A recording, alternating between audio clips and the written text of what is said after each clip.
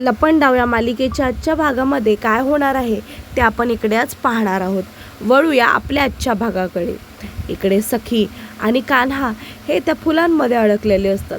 सखी ही बाहेर येते आणि त्यासोबतच त्याला ताबडतोब त्या खोलीतून बाहेर निघायला सांगते, कारण की तिला अजिबातच तो त्या खोलीमध्ये थांबलेला आवडणार नसतोय. कारण की कान्हा जो आहे त्यांनी तिचा खूपच जास्त विश्वासघात हा केलेला असतो. म्हणूनच ती म्हणते की मला 2 क्षणही आता तुला इकडे माझ्या नजरेसमोर बघायचं नाही आहे, ताबडतोब माझ्या खोलीच्या बाहेर हो. असं म्हणून सखी जी आहे ती आता त्याला त्या खोलीच्या बाहेर काढते, कारण की आता तिला ते मंगळसूत्र पण त्याच्या नावाचं नको नको असतो. ती म्हणते की हे आता माझ्यावरती एक ओझं आहे, एवढं मात्र लक्षात ठेव. असं म्हणून कान्हा जो आहे तो आता त्या खोलीच्या बाहेर पडतो. इथे सखी हिला माहिती असतं की कान्हा हा खूप खोटारडा आहे आणि त्यासोबतच एक नंबरचा मतलबी आहे. म्हणूनच ती त्याच्याबद्दल अजिबातच आता चांगला विचार करत नाही, कारण त्यांनी खूपच जास्त दुःख हे तिला दिलेलं आहे. म्हणून इथे कान्हा हा जसा बाहेर निघतो, सखी ही दरवाजा जो आहे तो लावून घेते आणि त्यासोबतच दरवाजा लावून ही रडत बसलेली असते. इतक्यातच कान्हाला हे खोलीच्या बाहेर काढलंय हे सरकार मात्र पाहतात आणि म्हणूनच सरकार जे आहे ते आता कान्हाजवळ येतात. सरकार म्हणतात की काय तुला बाहेर काढलं की काय म्हणून असं सरकार जे आहे ते त्याला विचारतच असतात. इथे सखी जी आहे तिच्या अशा वागण्याचं आता तुला सवय करून घ्यावी लागेल, ही गोष्ट सरकार जे आहेत ते कान्हाला सांगत असतात. त्यासोबतच इकडे कान्हाला म्हणतात सुद्धा की राहू दे, आता जे काय झालं ते झालं, आता दुसऱ्या गोष्टी ह्यासुद्धा प्लॅन करायच्यात, ह्या तुला माहिती आहेत ना. म्हणून आता एक काम कर, त्याआधी तू एक गोष्ट कर, त्याआधी तू तुझे कपडे वगैरे बदलून घे आणि मग माझ्या खोलीत ये, मग आपण बोलूया. त्यासोबतच सरकार म्हणतात ओ सॉरी, मी विसरलेच की तू येताना काहीच नाही आणलंस म्हणून, आणि तुझे सगळ्या गोष्टी ह्या तुझ्या लायकीनुसार तुझ्या जाग्यावर असतील, म्हणजेच तुझ्या सखी सदन चाळीमध्ये असतील. तेव्हा इथे कान्हा मात्र हा आता सरकारकडे पाहतच राहतो, कारण सरकारचं बोलणं हे काही त्याला फारसं पटत नाही. तेव्हा इकडे कान्हा हा आता सरकारला उलटंसुद्धा बोलू शकत नसतो, कारण सरकारचा तो आता रिस्पेक्ट करत असतो. इथे सरकारला काहीही न बोलल्यासुद्धा सरकार जो आहे ती तिथेच उभी राहते आणि कान्हा हा आता त्याचे कपडे वगैरे घेऊन येण्यासाठी सखी सदन चाळीमध्ये जाण्यासाठी निघतो. तेव्हा इकडे आता सरकार जे आहेत त्यांना कळतं की कान्हा हा नक्कीच मादच पैदा आहे. इतक्यातच जसा तो खाली उतरतो, मीनाक्षी आणि पुरुषोत्तम हे दोघेही आता त्याच्या समोर येतात आणि म्हणतात की ये थांब, काय चाललंय तुझं, लगेचच तू आयता बाहेर येशील का, हे घे, ह्याच्यामध्ये गरम पाणी आहे, ह्या पाण्याने जा आणि तू तुझ्या लायकीनुसारचं तुझं काम कर.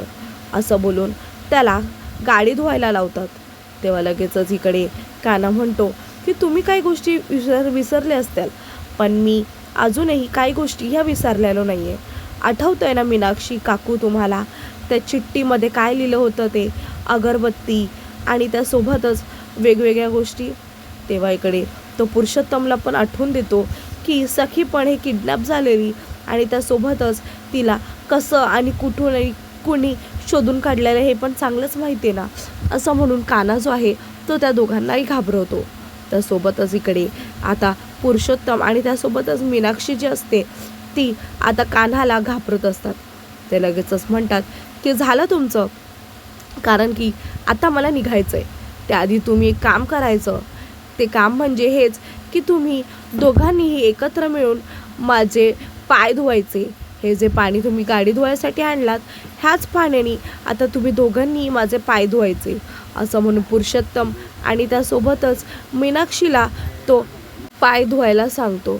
मीनाक्षी जी आहे तिला असं वाटतं की जर आपण हे आता केलं तर मात्र हा जाऊन सरकारला आपलं नाव सांगणार नाही, असं तिच्या मनातल्या मनात तिला ते वाटत असतं.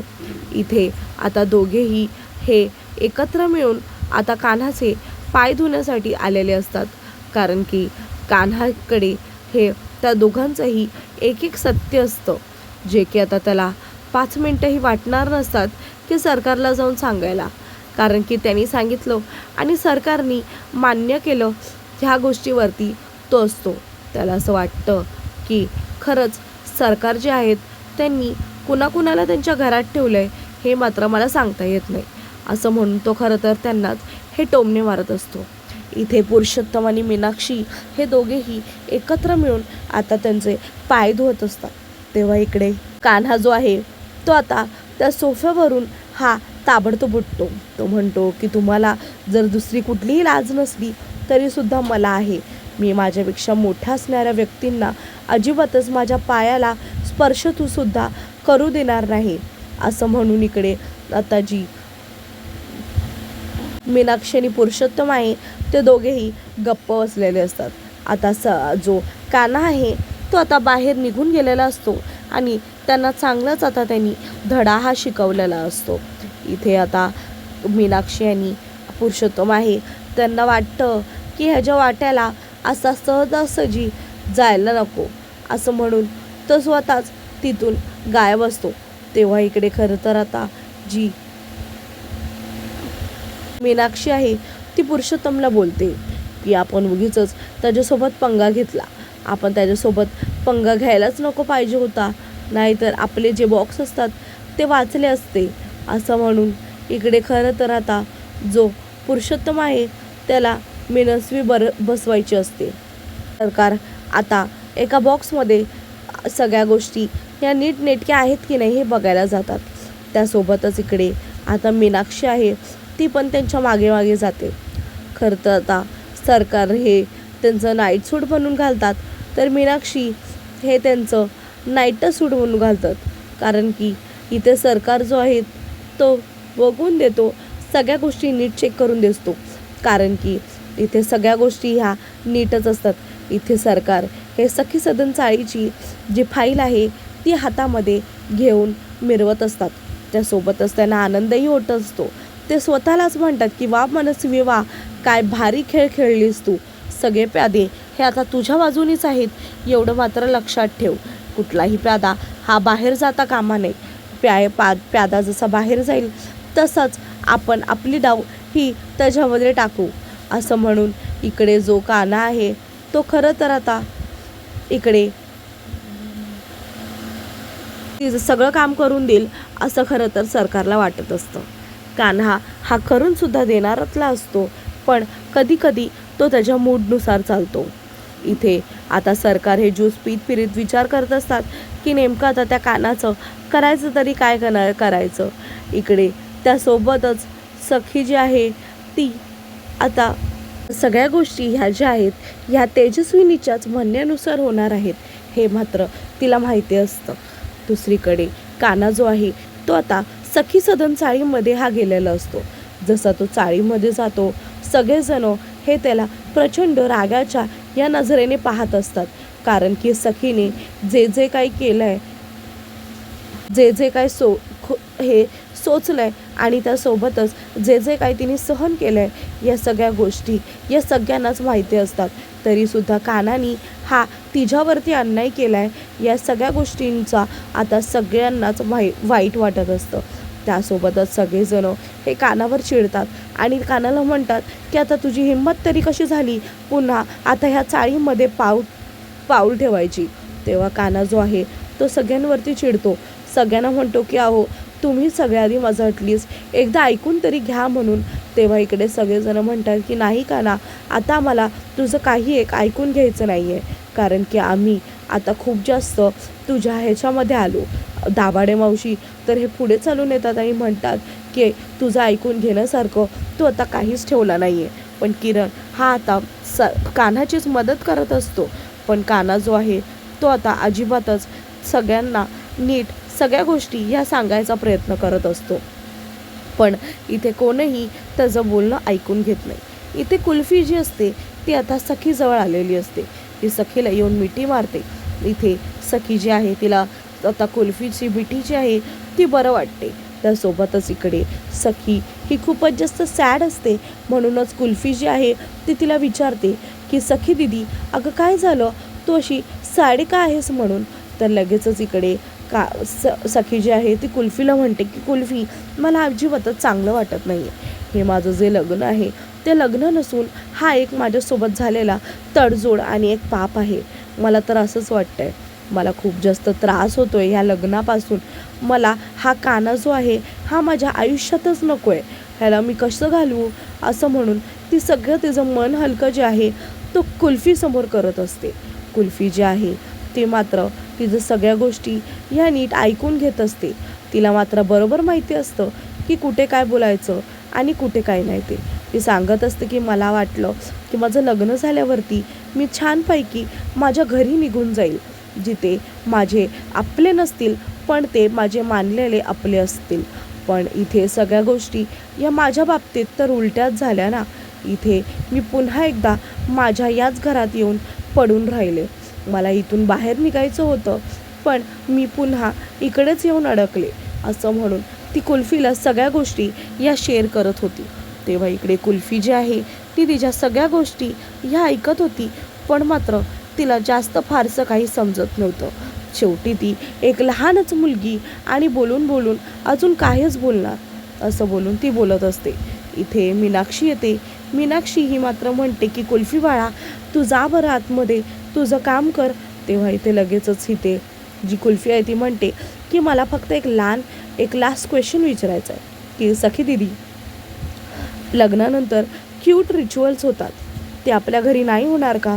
त्या लगेचच इकडे मीनाक्षी ही तिला म्हणते की नाही बाळा, हे सगळं आपल्या इकडे नाही म्हणणार.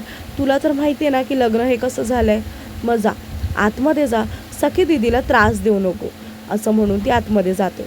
इथे काना जो आहे तो सगळ्यांना समजवायचा प्रयत्न करत असतो की मी नेमकं हे कशासाठी आणि का केलं ते.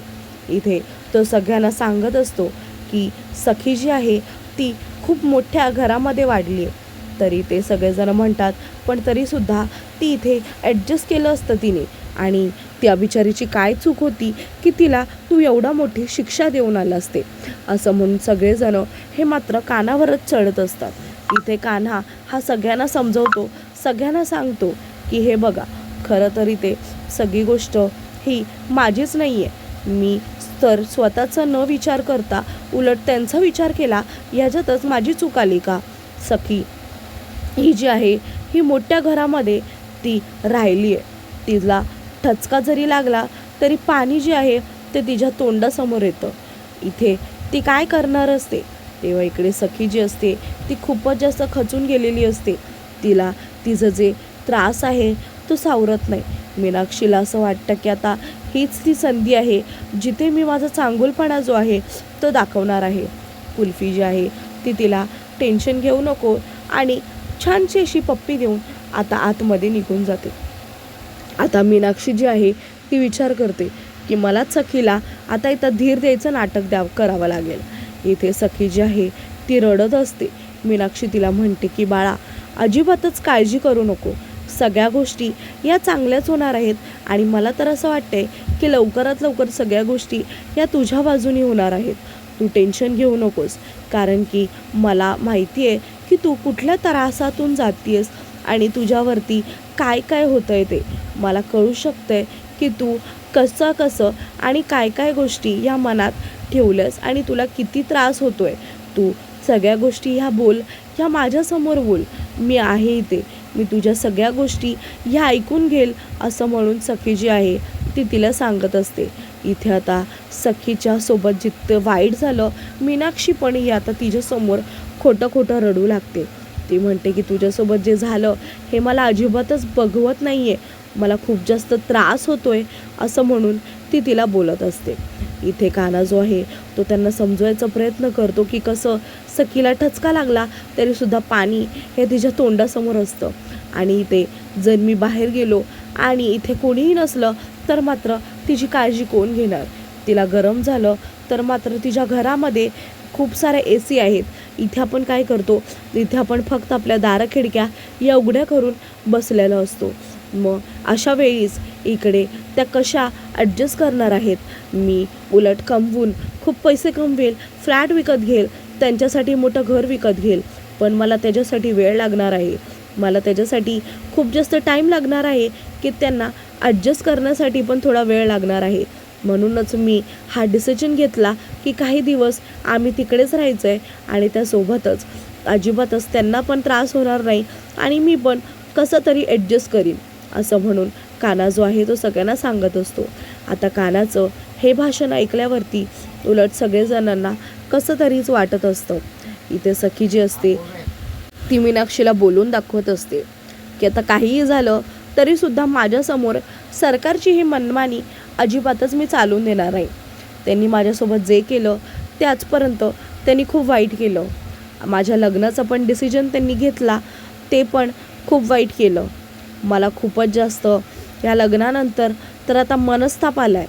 म्हणूनच आता काहीही जरी झालं तरीसुद्धा त्या कानाबाबतीत मी काही ना काहीतरी डिसिजन हा घेणारच आणि नक्कीच घेणार हे ती मीनाक्षीला सांगत असते.